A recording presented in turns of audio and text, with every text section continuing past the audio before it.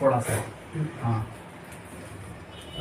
साथियों नमस्कार। जैसा कि आपको पता है कि हम लोग डिजिटल सत्याग्रह मूवमेंट बेरोज़गारी, महंगाई, निजीकरण और शिक्षा नीति को लेकर आपके बीच में आपके लिए संघर्ष कर रहे हैं। और हम लोग डिजिटल सत्याग्रह की जो टीम है अलग अलग तरीके से अलग अलग जगह पे अलग अलग जो जहाँ से हो पा रहा है लोगों के बीच में वो हम लोग काम कर रहे हैं। कुछ साथी हमारे डिजिटली रूप से आपके बीच में संदेश को साझा कर रहे हैं, कुछ साथी जाकर ग्रास रूट पे चाहे इंस्टीट्यूट हो गया, कोचिंग है, मोहल्ले में और बातचीत कर रहे हैं। और सबसे बड़ी बात है कि आज जो हिंदुस्तान में जो एक माहौल बन चुका है कि जो बुनियादी सवाल है उस बुनियादी सवाल पे खुलकर जो प्रगतिशील लोग हैं, जो ज़रूरतमंद हैं और जिनके अंदर पीड़ा है, वेदना है, वो भी खुलकर एक सामाजिक और राजनीतिक तरीके से इस पे प्रहार नहीं लोग कर पा रहे हैं। और आपके सहयोग से, आशीर्वाद से, मार्गदर्शन से हमारी टीम कहीं ना कहीं हम लोग काम को आगे बढ़ा रहे हैं। तो ये जो आगे बढ़ रहा है तो ये बड़ी बात है कि 29 जनवरी से इसकी जो शुरुआत हुई और आज तक जो लगातार नॉन पॉलिटिकल मूवमेंट हम लोग चला पा रहे हैं। और चूँकि आप भी चीज़ों को समझ रहे होंगे, हम लोगों के पास संसाधन की कमी है और इस कमी के बाद भी आपके बीच में हम लोग काम कर रहे हैं। तो हमें लगता है अभिमन्यु जी, ये देश जो गुलाम था तो उसकी आज़ादी के लिए हमारे स्वतंत्रता सेनानियों ने जो लड़ाई लड़ी तो उस समय भी शासन तो क्रूर तो था ही बिल्कुल, लेकिन उसके बावजूद भी गांधी और बाकी स्वतंत्रता सेनानी जो लड़ाई लड़ रहे थे वो उस वर्ग के लिए लड़ रहे थे जो सबसे नीचे पायदान पे था। क्योंकि आज़ादी तो होनी चाहिए थी। जो नवाब परिवार से थे, जो राजा परिवार से थे, उनको तो कोई समस्या नहीं थी, कोई समस्या नहीं। तो उस इतिहास को थोड़ा अगर वर्तमान के परिदृश्य में अगर हम लोग जोड़ कर देखें बिल्कुल, तो जो पूंजीपति वर्ग हैं, जो समृद्ध परिवार के लोग हैं, उन्हें लड़ाई नहीं लड़ना है। नहीं, जो उस वक्त भी ऐसा सिस्टम था कि जब आज़ादी की लड़ाई तो बना जा रहा 1857 से, लड़ाई तो 1757 पलासी की लड़ाई से भी चल रहा है, बिल्कुल बक्सर की लड़ाई बीच में हुई जी। इसके बाद भी लोग जागरूक नहीं हुए, बस राजाओं के शासन चल रहे थे। बिल्कुल। और राजा लोग अंग्रेजों का साथ दे रहे थे। तो पब्लिक क्या है कि कुछ नवाब परिवार वो क्या है कि वो नहीं समर्थन कर पा रहे थे, पब्लिक निकल नहीं पा रही थी। तो मेरा मानना है कि आज के परिदृश्य में एक नज़्म में आपको बताना चाहते हैं। अगर आज खामोश रहे तो कल सन्नाटा छा जाएगा, हर बस्ती में आग लगेगी, हर घर जल जाएगा, पीछे से आवाज आएगी कोई नहीं है। इसलिए आज जो परिस्थिति है मुझे लगता है कि भारत के अलग अलग हिस्सों से हर घर से लोग निकल कर ये जो बेरोजगारी, महंगाई और सिर्फ निजीकरण, सिर्फ ये नहीं है, आपका जो कॉन्स्टिट्यूशन है, आपका जो संविधान है, इस पे करारा प्रहार है। कैसे प्रहार है ये समझना चाहिए हम लोग को। प्रहार ये है कि तमाम जो इंस्टीट्यूशन है, जो सरकारी संपत्तियां हैं, वो बेची जा रही है। अब जब वो बिक जाएगी तो आप क्या करेंगे? चूँकि बीच में हम आपको रोकना चाहेंगे कि बहुत ऐसे लोग साथी हैं आपके बीच में, उनको लग रहा होगा अरे यार निजीकरण तो बेहतर है, अच्छा है, लेकिन हम आपको बताते हैं कि निजीकरण की जो परिभाषा है, हम उससे पहले आते हैं। हम एक कोर्स आता है एकेडमिक में, लोक प्रशासन। जब एकेडमिक में हम लोक प्रशासन का अध्ययन करते हैं तो अध्ययन करने के बाद हम उपरांत वहाँ पे लोक प्रशासन और निजी प्रशासन का अध्ययन करते हैं। बिल्कुल। तो लोक प्रशासन की जो परिभाषा है वो लोक कल्याण कार्यों के लिए निहित होता है, और जो निजी प्रशासन होता है वो अलग अलग कंपनियां, उसका काम सिर्फ और सिर्फ क्या है कि अब वो जनता के पैसे और मेहनत से है ना, शोषण करके वो अपने आप को और अमीर बनाए। ठीक है, लेकिन भारत की जो परंपरा है, भारत की जो एक इतिहास हम कह सकते हैं, यहाँ विभिन्नताओं में एकता है। और आपके हमारे देश में अगर राजा और नवाब है तो ऐसी भी प्रजा है जो भूखे आज सो रही है, पूरे परिवार के परिवार लोग खाने के अभाव में सो रही है, पानी पीकर सोते हैं। बिल्कुल। और राजनीति विज्ञान की पढ़ाई हमने पटना यूनिवर्सिटी से किया है, तो मुझे एक बात याद आ रही है, वर्तमान में भी वो विभागाध्यक्ष हैं। अच्छा। पॉलिटिकल साइंस के HOD हैं। और आप तो लॉ भी किए हैं। हाँ, तो उस समय एक क्लास में जब हम मास्टर कर रहे थे, PG कर रहे थे, तो उस समय एक बात उन्होंने पढ़ाने के क्रम में हमारे टीचर ने बताया था, एक छोटी सी कहानी, वो यथार्थ कहानी, और वो मेरे से जुड़ा हुआ चीज़ था कि एक माँ है और उसके बच्चे हैं, और वो गरीब है, भूखा है सवेरे से, और रात में जब खाने की जब बात होती है तो माँ चूल्हे में धुआं लगाकर पानी बर्तन में डालकर और कहती है कि तुम पढ़ाई करो, और खाना पक रहा है ना। और बच्चे भूख से तड़पड़ हैं, सवेरे से वो भूखे हैं, और वो इस आशा में पढ़ाई करता है कि खाना मेरी माँ पका रही है, और वो धुआं हो रहा है, उसमें सिर्फ पानी रहता है, पानी वो गर्म हो रहा है। और बच्चे क्या करते हैं कि पढ़ाई करते करते करते रात हो जाती है, और फिर वो सो जाते हैं, और सवेरे जब वो बच्चे जगते हैं तो माँ से झगड़ा करते हैं। माँ को वो बच्चे बोलते हैं, हाँ, वो रात में तुम तो मुझे खाना खिलाई नहीं। तो माँ कहती है तुम सो गए थे पढ़ने के क्रम में, तो हम तुमको जगा कर और खाना खिलाए। और इस तरीके से वो दिन चलता है ना। तो वो चीज़ें मुझे भी याद आई, कहीं ना कहीं उस चीज़ से हम जुड़े हैं, वो हमारा एक अतीत है ऐसा। एनीवे, लेकिन मुझे लगता है कि इन सब चीज़ों को बात इस स्टोरी में आज वर्तमान परिप्रेक्ष्य छिपा हुआ है इसमें। जो स्टोरी आप बताए, प्रधानमंत्री जी जो है वो इसी चीज को कर रहे हैं ना। अभी देखिए, जो चौथा स्तंभ है मीडिया, मीडिया की जो जिम्मेदारी होनी चाहिए, बिल्कुल, वो इन सारी वेदनाओं को सामने लाना है, सरकार को बताना है कि देश में आम जनता का समस्या क्या है, बिल्कुल, और आम जनता को ये बताए कि सरकार के द्वारा लोक कल्याणकारी कार्य क्या हो रहे हैं, क्या हो रहे हैं। वर्तमान में सरकार के द्वारा संस्थागत तरीके से लोकतंत्र का और संविधान का गला घोटा जा रहा है, और जनता की जो वेदना है उसको मिथ्यावादी तरीके से ये फैलाया जा रहा है कि जनता बहुत खुश है, और जनता को ये बताया जा रहा है कि मतलब आप बुनियादी सवाल को, बेरोजगारी, महंगाई और अपने बच्चों के एजुकेशन सिस्टम को लेकर आप बात मत कीजिए, आप बात कीजिए हिंदू और मुस्लिम का, आप नफरत की बात कीजिए। और यही चीज़ जब देश की आज़ादी के क्रम में जब हम जाते हैं तो फूट डालो, राज करो। उस वक्त भी ये राज मुसलमान किया गया था, ये किया गया था। और नवाब लोग, राजवाड़े लोग, ये लोग अपने संपत्ति को बचाने के लिए कुछ वर्ग थे जो कि देश की आज़ादी में कूदे।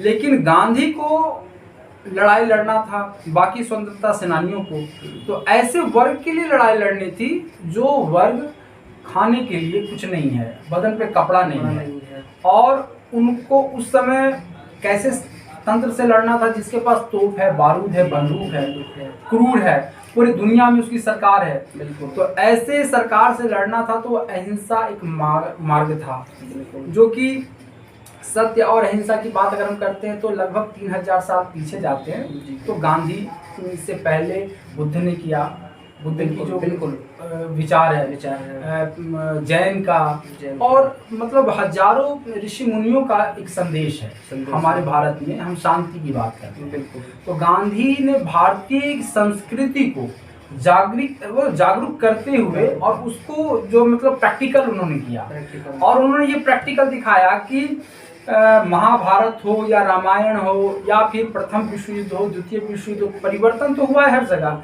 लेकिन हिंसा से हुआ। लेकिन अहिंसा जो एक कॉन्सेप्ट है वो भारत की संस्कृति से निकल के वो इतना बड़ा कॉन्सेप्ट है कि भारत वर्ष को आजाद करके दिखाया, पूरी दुनिया इसको अपना रहा आज के डेट में अपना रहा। तो हम कह रहे हैं कि आप लोगों से कहना चाहते हैं, भाइयों से, बहनों से, आम नागरिकों से, कि जब आपका देश, जिस समय आपके पास कुछ भी नहीं था, तो आपने देश, हमारे और आपके पुरखों ने देश की आज़ादी लड़कर अहिंसक तरीके से और देश को आज़ाद कराया। तो क्या हम इस आज़ाद देश में, जो हमारा अपना देश है, जिसके लिए हमारे पुरखों ने बलिदान देके, त्याग देकर, जान देकर, वो हमें जो चीज़ दिया है, तो उसको हम बचाने का प्रयास करें। और हमें लगता है, हम लोगों को ये लगता है कि अहिंसक तरीके से अपने देश को बचाएं। देश को बचाने का मीन्स कि जो हमारी बुनियादी सवाल है उसके लिए लड़ाई लड़ें और इसी से संविधान भी बचेगा, इसी से हमारी जो ली गई आज़ादी है वो बचेगी। और कहीं ना कहीं हम वर्तमान में हैं तो हम जो लड़ाई लड़ रहे हैं ये लड़ाई हमारी नहीं है, ये हमारे आने वाले जो नस्ल है, जो हमारी पीढ़ियां होंगी, तो हमारी पीढ़ी दर पीढ़ी कम से कम ये तो ना कहे कि हम लोग कायर थे, हम लोग लड़ाई लड़ रहे हैं। कल आप क्या कर रहे थे जब ऐसी समस्या थी देश में? तब आप क्या कर रहे थे? बिल्कुल, वो सवाल आपसे पूछा जाएगा। तो आज साथियों हम ये कहना चाहेंगे कि हम लोग सब पढ़ने लिखने वाले लोग पढ़ लिख कर और आज जिस मूवमेंट के लिए हम लोग खड़े हुए हैं डिजिटल सत्याग्रह में, ये जो 4 विषय को हमने रखा है वो है बेरोजगारी, महंगाई, निजीकरण और शिक्षा नीति। इन 4 विषय के साथ ही साथ ये सिर्फ ये बुनियादी सवाल नहीं है, सवाल है कि इसके साथ हम अपने देश में शांति कायम रखें। इसी चीज़ को लेकर हम हिंसक या भड़काऊ बात आपके बीच में कर सकते हैं और आपके अंदर अगर गुस्सा है तो उसको हम गलत तरीके से इस्तेमाल कर सकते हैं, लेकिन इससे हमारा ही नुकसान होगा, हमारे देश का ही नुकसान होगा। हम चाहते हैं कि हमें अपना अधिकार मिले और देश जो तकरीबन 30-40 साल पीछे जा चुका है वर्तमान सरकार के गलत नीतियों के कारण, तो वो कम से कम उसके लिए अब तो हम लोग सड़क पे आए। सड़क पे अगर नहीं आते तो सोशल मीडिया पे कम से कम आए, बिल्कुल बातचीत करें, बोलें। जिस तरीके से भी हम लोग परिचर्चा कर रहे हैं इस तरीके से परिचर्चा आपको करना पड़ेगा और आपको डिजिटल सत्याग्रह के साथ जुड़कर हम डिजिटल सत्याग्रह के साथ ही इस तरीके का वीडियो बनाकर सर्कुलेट करना है सोशल मीडिया पे। आप हमें दें, हमारा जो सोशल मीडिया का साइट है इंस्टाग्राम, फेसबुक, ट्विटर, बाकी हर जगह हम लोग अपलोड करेंगे और इस तरीके से हम एक नई लड़ाई लड़ सकते हैं। गांधी का जो विचार है, हमारे देश के सारे संतों का जो विचार है, उनका जो शांति और वर्तमान में जो चल रहा है, मतलब डिजिटली पूरा देश चल रहा है, तो डिजिटल और सत्याग्रह, तो सत्य के लिए आगे आए। तो यही है, मतलब इसके लिए सबसे बड़ी बात तो यही है कि 29 जनवरी से लगातार ये हमारा आज तक चल रहा है। 29 जनवरी 2020, हाँ नहीं ये 2022 चल रहा है ना। 29 जनवरी 2022 हाँ 29 जनवरी 2022 से जो पटना कॉलेज पटना के प्रांगण से शुरू हुआ आज तक ये चल रहा है और बहुत जल्द हम लोग जो शुरू करने वाले हैं यात्रा डिजिटल सत्याग्रह चंपारण से। तो हम लोग जब गांधी के आंदोलन वहीं शुरुआत हुई, हाँ, तो हम लोग जब वहाँ से शुरू करेंगे चंपारण से, तो पूरे बिहार के हर ज़िले में जाएंगे और अगर आप बिहार के जिस भी ज़िले से हैं तो आपसे जुड़ने का हम प्रयास करेंगे और हमारा सोशल मीडिया से। और इस यात्रा में अपनी मजबूती, अपनी भागीदारी जरूर दीजिए। हाँ। और चूँकि ये जो सत्याग्रह चलाया जा रहा है ये किसी पॉलिटिकल पार्टी का नहीं है, किसी व्यक्ति का नहीं है, ये सवाल एक बुनियादी सवाल है। और कल रात उस सवाल को लेकर अगर आप नहीं आते हैं सड़क पे, क्योंकि स्थिति बहुत भयावह हो चुका है, आपके भी अपोजिशन लीडर जो अपोजिशन के जितनी पार्लियामेंट में भागीदारी होनी चाहिए उतनी नहीं है, वहाँ पे लड़ाई नहीं लड़ पा रही है आपकी। तो आपकी लड़ाई आपको ही लड़ना पड़ेगा और आपको सड़क पे आना पड़ेगा। क्योंकि आज अब सवाल अगर नहीं करेंगे महंगाई को लेकर, आज देखिए जब पेट्रोल आपका 110 रुपये लीटर, 105 रुपये लीटर अगर पेट्रोल हो गया है, तो आपको पहले जब हम देखते थे 2013 की बात हम करें तो 60 रुपये लीटर मिलता था, लोग सड़क उतर जाते थे, कई तरह की बातें कर रहे थे। 60-62 तो आज तो तेल हमको कम से कम 45-50 रुपये लीटर मिल जाता, जिस तरह से जितना सस्ता हमारा इंटरनेशनल मार्केट में है पेट्रोल उस हिसाब से। तो अब क्या है कि लड़ाई लड़ेगा कौन? क्योंकि पेट्रोल आपका ऐसा एक चीज है जिससे कि ट्रांसपोर्टेशन सारी महंगाई उससे चुकी है। अच्छा, अब ये सिर्फ महंगाई की बात नहीं है। आप बताइए, अगर हम अभी लड़ाई नहीं लड़ेंगे तो हमारे देश की जो संप्रभुता है वो कैसे बचेगी? सबसे बड़ी बात ये है कि देखिए वर्तमान की सरकार, चाहे सेना का जल सेना हो, वायु सेना हो, थल सेना हो, इन सारे सेनाओं में रोक दी गई है कॉन्ट्रैक्ट पे 3 साल के लिए बोला जा रहा है। 3 साल के लिए आपको जाना पड़ेगा। 3 साल के लिए जब हमारे देश के सेना जाएंगे तो सदन में जो 5 साल के लिए जाते हैं वो भी कॉन्ट्रैक्ट पे रहे ना, कॉन्ट्रैक्ट पे रहे हैं, जाइए अभी कॉन्ट्रैक्ट पे। तो आप बताइए कि देश का संसद भवन भी कॉन्ट्रैक्ट पे चल रहा है, एक नया संसद भवन गया। हाँ। अब बताइए कि नया संसद भवन बनाने का क्या औचित्य बनता है इस समय? अभी आप देखिए जिस तरह से इतनी भारत सरकार जितनी घाटा में चल रही है आज की डेट में, जितनी कर्ज ली हुई है आरबीआई से, मतलब देश की आजादी से लेकर आज तक ये पहली बार 2 बार उससे पैसा लिया गया, वो भी मोदी सरकार में।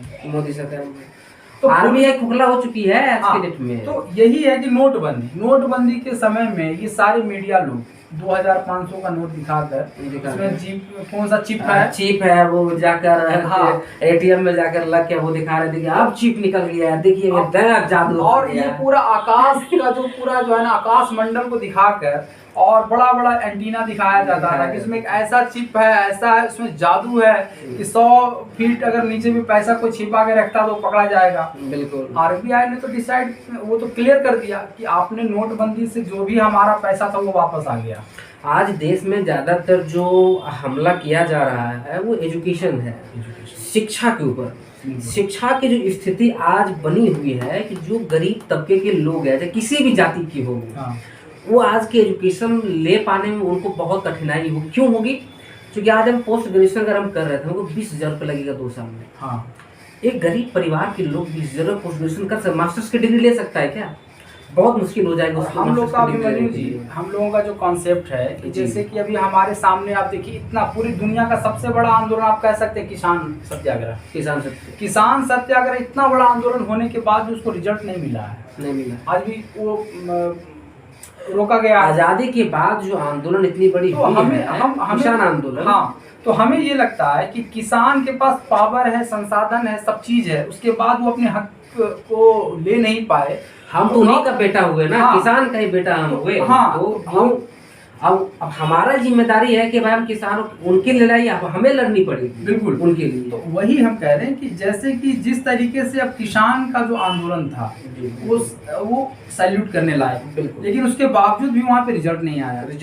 अब हम लोगों को ये लगता है कि ये डिजिटल आंदोलन बिल्कुल भी जायज रहेगा। जी बिल्कुल। और ग्रास रूट पे भी हम लोग काम करें, डिजिटल के साथ साथ सड़क पे भी बिल्कुल है। दोनों तरीके से लड़ाई है। डिजिटल सिर्फ नाम है साथियों, इसमें आप डिजिटली रूप से जो साथी जहाँ पे हैं वहाँ से अगर अपना समर्थन दीजिए। अगर आप जेएनयू में है, दिल्ली विश्वविद्यालय में, किसी भी भारत के किसी भी शैक्षणिक संस्थानों में अगर आप पढ़ाई कर रहे हैं और उस शैक्षणिक संस्थान को बचाना चाहते हैं, तो फिर आपको समर्थन देना चाहिए। बिल्कुल। अगर आप हमारे देश के छात्र हैं और आप विदेश में किसी यूनिवर्सिटी में पढ़ाई कर रहे हैं, तो वहाँ भी आपको सोशल मीडिया के माध्यम से डिजिटल सत्याग्रह का साथ देना चाहिए, क्योंकि ये देश बचाने की लड़ाई है और हमारे आने वाली जो पीढ़ियाँ हैं उनका भविष्य कैसे सुनिश्चित हो, हाँ, तो उसके लिए है। और बाकी आपका जो मार्गदर्शन होगा, आपका जो सजेशन होगा, ये चूंकि ये लड़ाई, ये एक मूवमेंट खड़ा हम लोग कर रहे हैं। हम लोग जब बिहार की पटना से बात कर रहे हैं, हाँ, तो बिहार की एजुकेशन सिस्टम को देखिए। तमाम यूनिवर्सिटी जो है 4 साल में पोस्ट ग्रेजुएशन करा रही है, 3 साल 4 साल में करा रही है। पाटलिपुत्र यूनिवर्सिटी है, पटना यूनिवर्सिटी जो क्रेज था एक समय में, ऑक्सफोर्ड कहा जाता था इसको ईस्ट का। आज के डेट में पटना यूनिवर्सिटी खंडर पड़ी हुई है। बिल्कुल। पटना विश्वविद्यालय की एक और हम आपको हास्यास्पद बात बताते हैं। तकरीबन 5 सालों से पटना यूनिवर्सिटी का जो मुख्य द्वार है उसको ब्लॉक करके रखा गया है। बताइए। अब पटना यूनिवर्सिटी का मुख्य द्वार बंद है और ये पूरे सिस्टम को नहीं पता है। अब बताइए कि पटना कॉलेज, पटना में मतलब सब जगह पढ़ाई तो हो ही रही है, पटना कॉलेज में एजुकेशन बंद कर दिया गया है। और कुछ दिन पहले जो कुलपति है वो अपने बेटी के शादी के लिए पूरे धूमधाम के साथ, वहाँ मुख्यमंत्री भी आते हैं, राज्यपाल भी आते हैं, बड़े बड़े लोग आते हैं पटना कॉलेज में, और शादी के लिए आप आते हैं और शैक्षणिक संस्थान में, और बच्चे हमारे बिहार के मुख्यमंत्री सिर्फ पटना यूनिवर्सिटी के रहे हैं छात्र, प्रोडक्ट हैं। और ऐसे तमाम बड़े बड़े चेहरे जो बिहार के हैं, पटना यूनिवर्सिटी की जो स्थिति बनी हुई है, इसमें कोई परिचर्चा नहीं है, कोई चर्चा नहीं है। तो कुल मिलाकर यही निष्कर्ष निकलता है कि ये सिर्फ लड़ाई ये बेरोजगारी, महंगाई, निजीकरण और शिक्षा नीति को लेकर ही नहीं है, बल्कि देश को बचाने की है। तो आगे चलकर हम लोग अपने वर्तमान की जो आज़ादी है उसको भी बचाएं, संविधान को बचाएं। हम अपने पीढ़ी को कुछ मैसेज दें कि भारत के लोग हैं हम लोग शांत बैठने वाले नहीं हैं, गलत के खिलाफ खड़े होने वाले लोग हैं। और ये शाश्वत भारत की जो संस्कृति रही है, शाश्वत गलत के खिलाफ लोगों ने आवाज़ उठाया है जी, और हम लोग उन्हीं के पीढ़ी हैं। तो हम लोग आज जो काम करेंगे तो हमारी जो आने वाली पीढ़ियां उसको भी वही प्रेरणा मिलेगी। तो हम लोग चलिए अपने देश को एक अच्छी प्रेरणा दें, और बाकी जो भी आपका सलाह हो मशवरा हो आप भी साझा करेंगे, ये उम्मीद रखते हैं। और इस तरीके से वीडियोस और कुछ परिचर्चाएं आपके बीच में आप लोग आपस में करके हमारे पास वीडियो आप सेंड करिए, हमारे व्हाट्सएप नंबर आपको साझा किया जाएगा ताकि आपकी बातों को भी हम अपने प्लेटफॉर्म पे रखें और लोगों को बता पाए कि देश के तमाम युवा इस डिजिटल सत्याग्रह के साथ जुड़ रहे हैं और डिजिटल सत्याग्रह में अपनी भागीदारी सुनिश्चित कर रहे हैं। इंस्टीट्यूट के सारे शिक्षकों से भी अपील कर दीजिए, और जो भी हमारे बिहार के तमाम जो शैक्षणिक संस्थान है, जो इंस्टीट्यूशन है, तमाम लोगों से अपील है कि जो स्थिति आज बनी हुई है पूरे देश भर में, और हम बिहार राज्य से अगर हम हैं तो बिहार से सत्याग्रह शुरू हुई थी, तो इन सब चीज़ों को लेकर मैं आप तमाम शिक्षकों से अपील करते हैं कि आप जरूर हमें समर्थन कीजिए, हमें नहीं डिजिटल सत्याग्रह को समर्थन करिए। और इस महंगाई, निजीकरण, बेरोजगारी के खिलाफ एक बड़ी मुहिम की ज़रूरत है, क्योंकि पिछले दिनों कई आंदोलन भी हुए आप देखें, और तमाम शिक्षकों ने भी समर्थन दिया हम लोग को। लेकिन फिर से अपील है कि आप इस डिजिटल सत्याग्रह